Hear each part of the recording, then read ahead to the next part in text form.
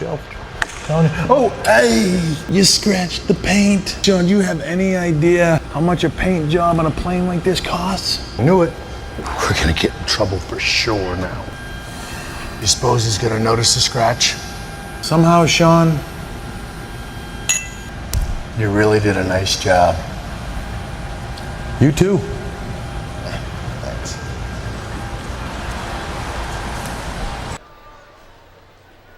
Thanks.